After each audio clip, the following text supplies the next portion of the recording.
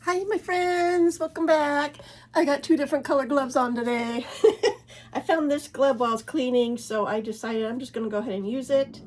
But here it is. Look at the edges. I'm trying to get the light to reflect for you, and when I want it to, I'm not very good at it. There we go. Look at the edges, look great.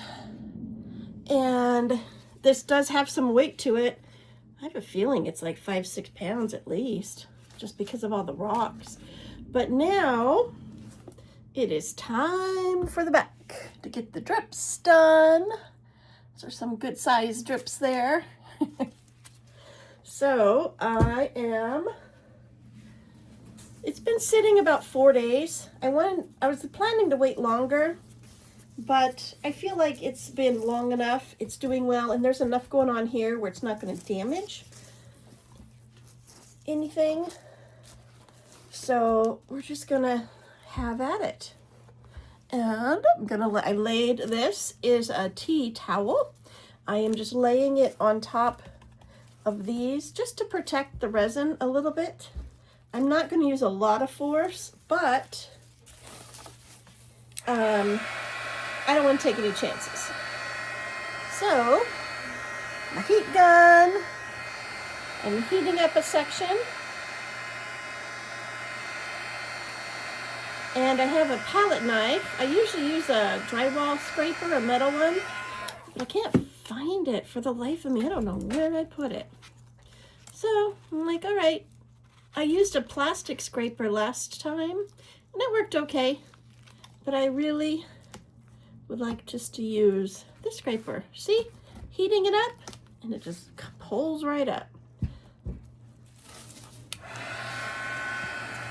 And I do prefer, instead of this masking tape, my green frog tape, but ran out, keep forgetting to put it on order. So, you know, just use what you have on hand. This holds up pretty good. The green frog tape tends to just peel up so much easier. Look at that. Not a lot of effort when you get it heated up.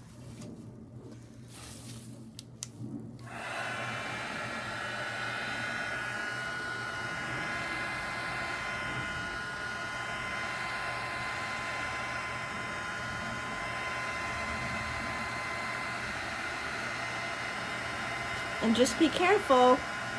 You're heating it up. Means it's hot. And resin still is toxic in this stage. So make sure you have plenty of ventilation. Don't put your face right up against this and breathe it in. And I have my window open because it is raining today, and it is so nice. Look, and I'm not using any force, not pushing down. The secret is heating it up.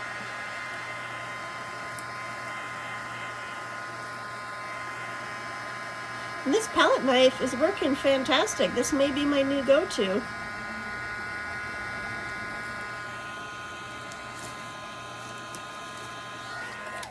Got the tape stuck on my gloves. Look at it, it's got a nice rounded tip. It just gets right under there and it pops right off.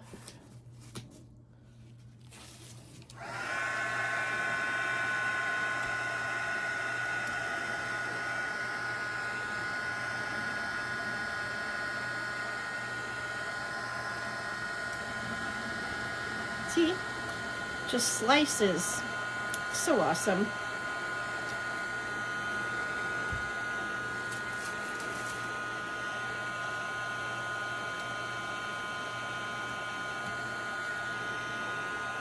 Hot. I forgot. Hot.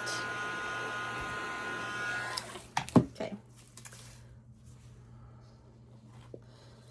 And then some of these are a little raised. I mean, we can go through, just be careful, don't get the actual side of the surface. can go back around when you're done. If you want to sand it a little bit, just be careful, don't get the actual side of it, or else you have to re-resin some of the scuffed up parts. So I may do that. I'm not going to do anything with the back. I may change the positioning of these hangers, depending on how I want to look at the piece. But these hangers are on here. I used E6000. They're D-rings. I got them on Amazon. Used E6000 just to glue them right on. And definitely let that glue set. I let it set for a good couple days before I hung it up. But when I did hang this piece up, it was just a paint pour piece. It had no weight to it. It's no big deal. So hanging anything with weight, obviously, make sure you wait the proper amount of time and then add some more time for that glue and adhesive to take bond.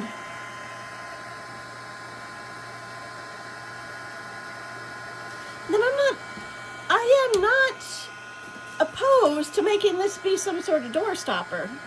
At first I was joking in my previous videos when I was getting frustrated. But the more I look at it, I'm like, wow, that actually might look really cool as like a door holder. Because I do have one that my grandmother made me. It's a wood cat. My grandfather was a woodworker. He cut out the wood cat shapes. My grandmother is a professional oil artist, and she painted it. Oh, and you know what? I have it right here. Holy cow. I forgot. I keep it up on my shelving in my room. Here it is. Here it is. My grandma made that for me. And I did use it as a doorstop. Got all scuffed up. But she made this 1986. So, yeah. So I was using that for years. And then as I was thinking, you know, that would be cool for this to be a door stopper. Just got to figure out how to add a holder on the back and then prop a door open with it. It'd be really pretty. So if I ever do that, I'll make a video and let you know. Keep you updated. How's that?